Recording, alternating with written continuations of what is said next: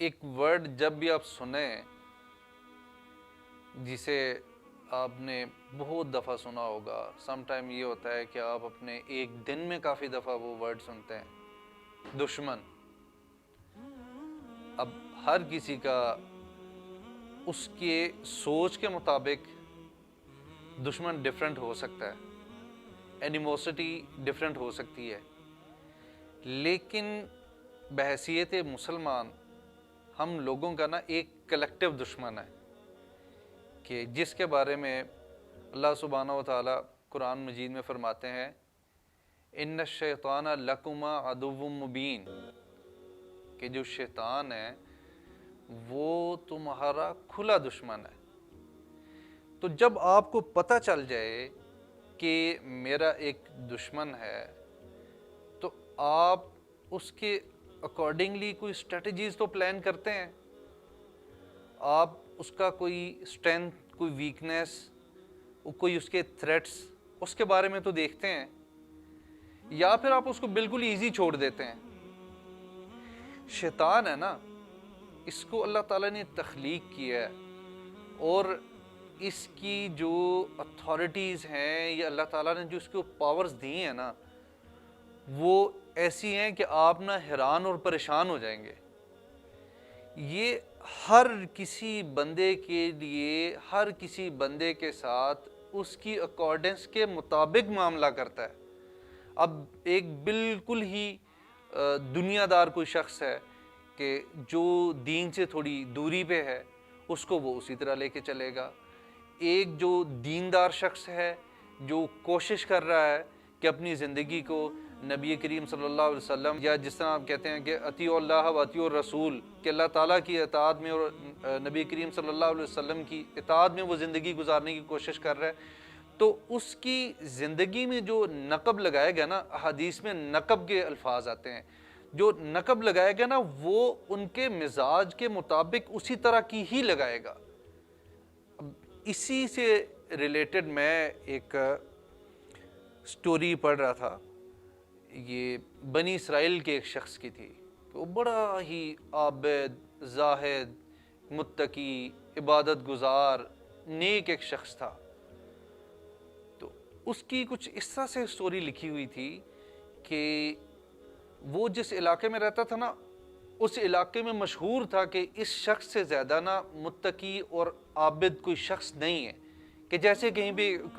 کسی وقت کا کوئی مفتی ہوتا ہے یا کوئی مفتی اعظم ہوتے ہیں، انہیں نا ہر کوئی جانتا ہے، علاقے کا ہر شخص جانتا ہے۔ آج کل تو ٹیکنالوجی بہت ہے، اور دوسرے ممالک میں بھی لوگ کسی ایک ملک کی کوئی ایسی شخصیت اس کو جانتے ہیں، لیکن اس وقت نا اس اپنے ایریا میں وہ شخص نا بڑا مشہور تھا۔ تو اسی کے علاقے میں بھائی تھے تین، انہوں نے جہاد کے لیے اپنا نام لکھوایا ہوا تھا اور انہیں جہاد پہ جانا پڑا۔ جہاد پہ جانے سے پہلے ان کے لیے ایک مسئلہ تھا کہ ان کی نا ایک بالغ بہن تھی۔ انہوں نے سوچا کہ اب ہم اپنی اس بہن کو کہاں پہ چھوڑیں، جہاد کے لیے تو ہمیں جانا ہے۔ تو ان کے ذہن میں نا برسیسا کا خیال آیا، اور برسیسا اس شخص کا نام ہے کہ جس کی میں آپ سے بات کر رہا تھا کہ اپنے علاقے کا متقی ترین اس وقت کے حساب سے وہ شخص تھا۔ تو وہ برسیسا کے پاس آئے، انہوں نے اس کو آ کے بتایا ابھی اس طرح ہم جہاد پہ جانے لگے ہیں اور ہماری ایک بہن ہے، تو اس بہن کو ہم آپ کی نگرانی میں چھوڑ کے جانا چاہ رہے ہیں۔ تو برسیسا نے فوراً سے کہا بھی معاذ اللہ اعوذ باللہ من الشیطان الرجیم، بھی میرے پاس نہ چھوڑو، تم چلے جاؤ یہاں سے، اس کا کوئی اور بندوبست کرو، بھی میں اس کی نگرانی نہیں کر سکتا۔ تو وہ مایوس ہو کے چلے گئے وہاں سے۔ یہاں پہ تشریف لائے پھر حضرت شیطان، یہاں پہ وہ تشریف لایا اور آ کے اس نے برسیسا سے کہا، اس نے کہا بھئی تم انکار کر رہے ہو، اگر یہ اپنی بہن کو چھوڑ جائیں اور کسی ایسے کم عقل، کج فہم یا ایسے شخص کے پاس چھوڑ جائیں جو اس کی صحیح طرح سے نگرانی نہ کر سکے، وہ تو نیک کام کے لیے جا رہے ہیں، تو تم ایسا کرو بھی تم اس کی ذمہ داری اٹھا لو، تاکہ ان کی جو بہن ہے وہ تمہاری تحویل میں، تمہاری نگرانی میں تو ذرا محفوظ رہے گی۔ تو کوئی مسئلہ نہیں ہے، تم اس کو کسی علیحدہ جگہ میں رکھ دینا، یا تمہارے یہ جو تمہاری عبادت گاہ ہے اس کے پیچھے ایک خالی کو کمرہ یا اس طرح سے کوئی رہائش گاہ موجود ہے، وہاں پہ رکھ دینا۔ اس نے کہا بات تو ٹھیک ہے۔ وہ گیا بھائیوں کو اس نے بتایا جا کے برسیسا نے، اس نے کہا بھی ٹھیک ہے آپ نا اپنی بہن کو میرے پاس چھوڑ دیں، تو لیکن یہ ہوگا بھئی اس کو جس جگہ پہ میں رہائش پذیر ہوں وہاں نہیں، یہ ایک علیحدہ جگہ میں رہے گی، وہاں پہ رہے گی، اور کھانے کے وقت میں کھانا بنا کے میں اپنی رہائش گاہ کے باہر رکھ دوں گا اور وہاں سے آ کے یہ لے جایا کرے گی۔ ان کا ٹھیک ہے، فیئر انف، ایسے کر لیتے ہیں۔ اب وہ جہاد پہ چلے گئے اور برسیسا نے یہ معمول بنایا کہ وہ کھانا بناتے، کھانا بنا کے تو وہ اپنے جہاں پہ رہائش گاہ تھی اس کے باہر رکھ دیتے، اور وہ لڑکی آتی چپ چاپ وہ کھانا لے کے چلی جاتی۔ کچھ عرصہ یہ معمول چلتا رہا، اور پھر جو عدو مبین ہے نا شیطان، وہ پھر آیا، پھر آ کے اس نے کہا بھئی برسیسا تمہیں خیال ہی نہیں ہے اس چیز کا کہ ایک وہ لڑکی ہے، بالغ ہے، نوجوان ہے، وہ آ رہی ہے، تم بس یہاں سے اپنا کھانا باہر رکھتے ہو، باہر آ کے اس کو آتے ہوئے کوئی شخص دیکھ لے، کوئی چھیڑ خانی کرے، اس کے ساتھ کوئی اور مسئلے مسائل ہو جائیں، تو تم اس طرح کرو کہ کھانا بنا کے تو تم اس کے گھر کی دہلیز پہ چھوڑایا کرو۔ یہ بھی ٹھیک ہے۔ اب چیک کریں کہ اس کی پلاننگ کتنی زبردست ہے، اور وہ بڑے سکون سے سٹیپ بائی سٹیپ چل رہا ہے، وہ جلد بازی نہیں کر رہا اس میں۔ برسیسا نے پھر یہ کیا کہ وہاں جا کے اس کے دروازے کے باہر رکھنا شروع کر دیا۔ اب کچھ عرصہ یہ چلتا رہا، کچھ عرصہ چلنے کے بعد اس نے کہا بھئی دیکھو اتنا عرصہ گزر گیا ہے، اکیلی ایک بچی ہے، اکیلی ایک خاتون ہے، وہ گھر میں رہ رہی ہے، اسے انزائٹی ہو سکتی ہے، ڈپریشن ہو سکتا ہے، کوئی مسئلہ پریشانی ہو سکتی ہے، تم ایسا کرو کہ تم جا کے نا جب کھانا رکھو، کھانے کے بعد اس سے چند ایک باتیں جیسے حال احوال پوچھ لیا، کسی چیز کی ضرورت نہ ہو یہ چیزیں پوچھ لی، تاکہ اس کے اوپر کوئی انزائٹی یا ڈپریشن والا معاملہ اس کے ساتھ نہ ہو۔ ٹھیک ہو گیا، یہ چلنا شروع ہو گیا۔ اب کچھ عرصہ یہ چلا، شیطان پھر آیا، پھر آ کے اس نے کہا بھئی دیکھو تم دروازے پہ باہر کھڑے ہو کس طرح بات کر رہے ہو، تو آنے جانے والے کو کیا سوچیں گے تمہارے بارے میں، تم ایک ویل ریپیوٹیڈ پرسنالٹی ہو، تو ایسا کرو بھئی تم آ کے جب کھانا رکھو، کھانا رکھنے کے بعد اس کے ساتھ اندر تھوڑی دیر بیٹھ جاؤ، جو بات چیت کرنی ہے وہ کر کے اپنی بات کو مختصر ٹو دی پوائنٹ رکھنا، اور اس کے بعد آ جانا۔ اب اس نے شیطان اس نہج پہ اس کو لے آیا کہ وہ گھر کے اندر داخل ہو گیا، گھر کے اندر بیٹھنا شروع کیا۔ جب بیٹھنا شروع کیا، بات چیت شروع کی، پھر نبی کریم صلی اللہ علیہ وسلم کی وہ جو حدیث ہے جو تباہی کے بارے میں ہے کہ وہاں سے تباہی شروع ہو گئی۔ ایک نامحرم مرد، ایک نامحرم عورت،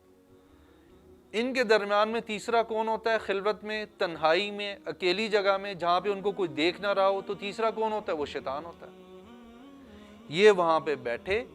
بیٹھنے کے بعد شیطان نے ان سے وہی گناہ کروایا جس گناہ کا احتمال ہوتا ہے، وہ زنا کے مرتکب ہو گئے۔ یہ کام ہونے کے بعد، اس کام کے نتیجے میں اللہ تعالیٰ نے اس لڑکی کو ایک بیٹا عطا کیا۔ اب جب اس برسیسا نے یہ دیکھا نا، اس کا تو بیٹا ہو گیا، اس کے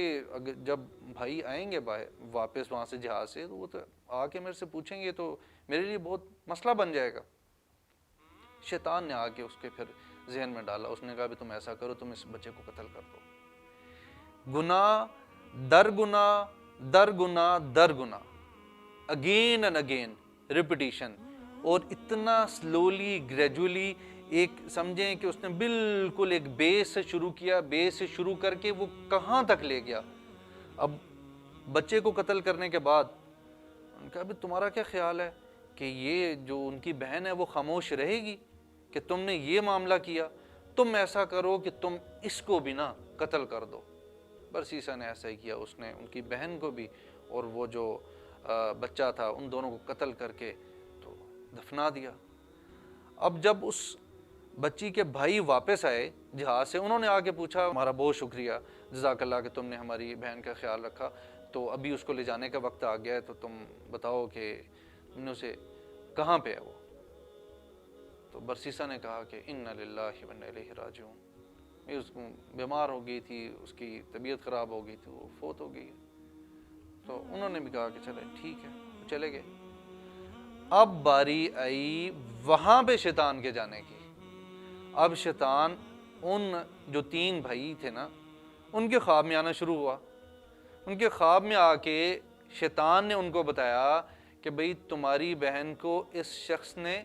قتل کر دیا ہے، یہ سارا معاملہ ہونے کے بعد اس شخص نے قتل کیا اور فلاں جگہ پہ دفنایا ہوا ہے۔ وہ ایک دوسرے سے ڈسکس کرنے لگے کہ یار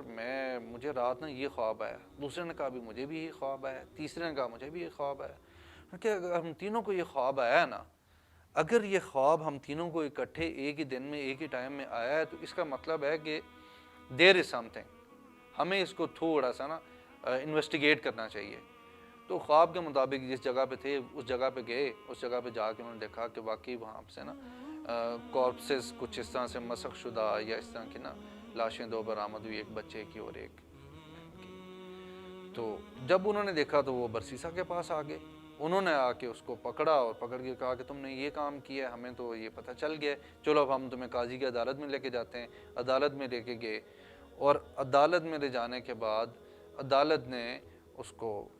سزائے موت یا جو بھی قضاء کا حکم ہوتا ہے وہ دے دیا۔ اب وہ برسیسا ادھر ادھر ڈھونڈ رہا ہے کہ میرا وہ خیر خواہ کہاں ہے کہ جو مجھے گائیڈ کرتا رہا ہے، جو مجھے لیڈ کرتا رہا ہے، مجھے نظر نہیں آ رہا۔ تو تب نا شیطان اس کے پاس آیا، اس نے کہا بھی دیکھو میرے پاس نا ابھی بھی ایک حل ہے کہ میں تمہیں نا یہاں سے بچا سکتا ہوں، جو تمہارا یہ سر قلم ہونا ہے نا، یا تمہیں جو سزا ملنی ہے نا، جو تمہاری کروسیفیکیشن ہونی ہے نا، اس سے میں تمہیں بچا سکتا ہوں۔ اس کا نا حل صرف ایک ہے، اس کا حل صرف ایک ہے کہ تم مجھے نا سجدہ کر دو، تم مجھے سجدہ کرو گے تو میں بچا لوں گا۔ اب اینڈ ٹائم پہ جب اس کی زندگی کا خاتمہ ہونے والا ہے، برسیسا نے شیطان کو سجدہ کر دیا، سجدہ کیا، اس نے کہا جی بس ٹھیک ہے، اب تمہارا اور میرا رستہ جدا ہے، میں جا رہا ہوں، میں نے جو کروانا تھا میں کروا لیا، اور میں تمہیں بتا دوں کہ میں ابلیس ہوں۔ اس نے عین موقع پہ کہ جب اس کی زندگی خاتمہ ہو رہا تھا نا، کفر پہ، شرک پہ، ایک اس کو مرتد بنا کے اللہ تعالیٰ کے ساتھ شریک ٹھہرا کے، سب سے بڑا ان الشرک ظلم عظیم، کہ سب سے بڑا جو ہے نا اس سے گناہ کروا کے چلا گیا، بندہ مر گیا، اور اس کی موت کس پہ ہوئی؟ شرک پہ ہوئی، کفر پہ ہوئی، ارتداد پہ ہوئی۔ تو یہ ساری سٹوری سنانے کا آپ کو مقصد یہ ہے کہ اگر آپ یہ سمجھیں نا کہ آپ اس کی چالوں کو سمجھ گئے ہیں،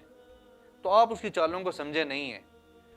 وہ اس کی چال ایسی چال ہے نا کہ وہ آپ کے مزاج کے، آپ کی طبیعت کے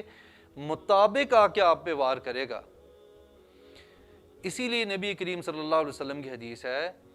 ان الشیطان یبلغ من الانسان مبلغ الدم، کہ شیطان جو ہے نا وہ انسان کے جسم میں اس طرح سے دوڑتا ہے کہ جیسے خون گردش کرتا ہے، اور جب وہ خون کتنا آپ کے جسم میں گردش کر رہا ہے تو اس کو تو پتہ ہے کہ ویئر ٹو ہٹ ایگزیکٹلی، کون سی جگہ ویک ہے، کہاں سے میں نے اس کو پکڑنا ہے، اس کی کس چیز کو لے کے جانا ہے میں نے۔ تو وہ اس کی جو پلاننگ ہے نا، آپ بھی اپنی زندگی کے لیے اتنی پلاننگ نہیں کرتے کہ جتنی بہترین ایگزیکٹ جو ہے نا پلاننگ وہ آپ کے لیے کر کے بیٹھا ہوا ہے، اور اس پلاننگ کا توڑ بھی آپ کے پاس موجود ہے۔ وہ اینٹی بائیوٹکس ہوتی ہیں نا، اس کی اینٹی بائیوٹکس آپ کے پاس موجود ہیں۔ اعوذ باللہ السمیع العلیم من الشیطان الرجیم، سمپل پڑھ رہے ہیں، اعوذ باللہ من الشیطان الرجیم، استغفر اللہ پڑھ لیں، اور کافی ایسے چھوٹے چھوٹے صبح شام کے اذکار ہیں، نماز ہیں، وضو سے رہنا ہے، یہ ساری چیزیں جب آپ کو بتا دی گئی ہیں تو پھر آپ کو اپنے دشمن کا پتہ ہونے کے باوجود آپ اس کے وہ جب پلاننگ کر رہے ہیں تو آپ اس کے اگینسٹ اپنی پلاننگ کیوں نہیں کرتے؟ آپ کیسے سوچ لیتے ہیں کہ بھئی میں تو انشاءاللہ جب ٹائم آئے گا نا، میرے تو زبان پہ کلمہ جاری ہوا ہے لا الہ الا اللہ محمد رسول اللہ، اور نبی کریم صلی اللہ علیہ وسلم کی حدیث ہے کہ جس کی زبان سے کلمہ جاری ہوا ہوگا یا جس نے کلمہ پڑھا ہوگا تو وہ جنت میں جائے گا، ٹھیک ہے، جنت میں جائے گا۔ اور آپ یہ بھی بات سنتے ہیں، کرتے بھی ہیں کہ جی اللہ تعالیٰ بڑے غفور الرحیم ہے، ٹھیک ہے، اللہ تعالیٰ غفور الرحیم ہے۔ اگر اللہ تعالیٰ غفور الرحیم ہیں، اور نو ڈاؤٹ کہ اللہ تعالیٰ غفور الرحیم ہیں، پھر اس نے اپنے لیے شدید العقاب کا ورڈ کیوں یوز کیا ہے؟ پھر اللہ تعالیٰ نے اپنے لیے کیوں کہا ہے کہ ان بطش ربک لشدید، کہ اس کی پکڑ بڑی سخت ہے؟ ڈرانے کا مقصد تو یہی ہے نا کہ جو بشیرہ و نذیرہ کی بات کرتے ہیں، اب ان کے لیے خوشخبری ہے جنہوں نے اپنی زندگی کیا کہتے ہیں اطیع اللہ و اطیع الرسول میں گزاری، نذیرہ ان کے لیے ہے کہ جو اس کے مطابق زندگی نہیں گزار رہے۔ تو بہر کیف یہ ایک بڑی نان اینڈنگ قسم کی بحث اور ایک ڈیبیٹ چلی جاتی ہے۔ تو فی الحال آج کے لیے کیا کہتے ہیں میں اتنا ہی آپ کو کہنا چاہوں گا کہ ایک آپ کا وہ دشمن جس کا آپ کو پتہ ہے اور وہ اپنی پلاننگ اسی طرح سے لے کے چل رہا ہے، تو آپ اس کے اگینسٹ جب آپ کو پتہ ہے کہ آپ اس سے پریونشن کیسے کر سکتے ہیں، تو آپ اس چیز کو اپنی روزمرہ زندگی میں معمول میں شامل کریں۔ اللہ تعالیٰ مجھے، آپ کو اور ہم سب کو ہر قسم کے شیطانی جو شر ہیں، وساوس ہیں، ان سے محفوظ فرمائے، اور اللہ تعالیٰ ہماری اس طرح سے حفاظت فرمائے کہ ہمیں کسی قسم کا نا اس کا خوف نہ رہے۔ سبحانک اللہم و بحمدک، اشہد ان لا الہ الا انت، استغفرک و اتوب الیک۔